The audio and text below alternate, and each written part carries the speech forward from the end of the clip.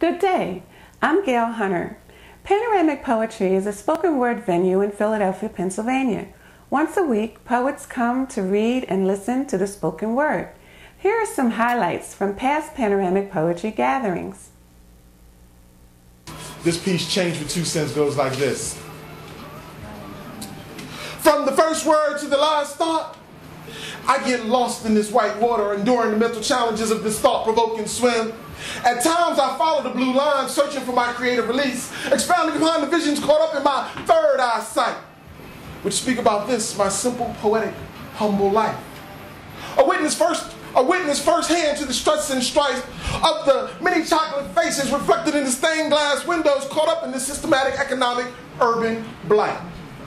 Where in this society, in this culture, 300 plus murders a year in this city of Illy Philly, another young brother trades his textbooks for guns.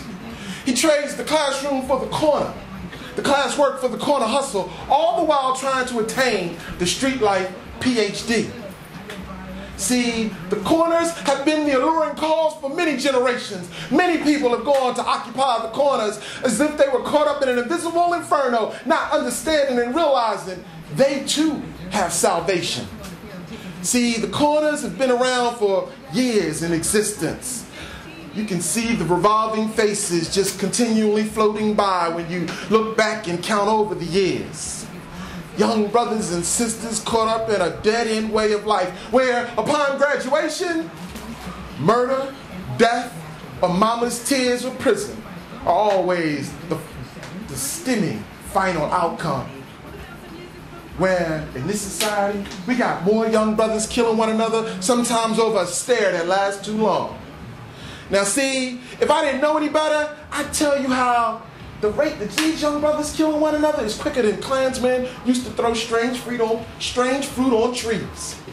If I didn't know any better, I'd tell you how Willie Lynch was directing my people's plot still from the grave.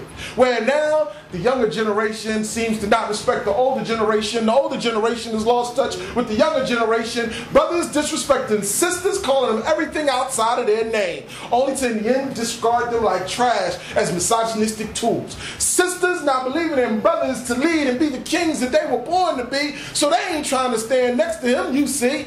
All I'm trying to tell you is that in this day and age, too many of us are lost. Too many of us are wandering with no sense of substance or purpose. Now, don't misquote me to be misguided and miss the intelligent quotient of what it is here I'm trying to say. Because see, even now, in our own culture, we debate color ignorantly, as if it's for validation. Like being a lighter-skinned black makes you less and being a darker-skinned black makes you more black. Come on, people, we done come too far for that ignorant mess. All I'm trying to tell you is, in this day and age, yesterday represents our past. And no matter what the stories hold in between the lines, we got to stand up and acknowledge it. Because see, it's from yesterday that we'll learn through those mistakes to be better today, because it's just a present. That's why it's a gift. And if we hold on to it right and do the right things through it, then tomorrow, our future will be a better day. Now, none of us can be standing on the fence, because see, there is no gray area. Either we part of the problem or part of the solution. And if you don't make a choice, believe me, you've already made one, and that's to be not a solution. So we got to put this into our own hands and realize that every day is the first day that we have to make a difference. Because if we don't, in the end, time keeps on slipping into the future. That's how we get it in here at Panoramic Poetry. My name is Crucial. I'm your host.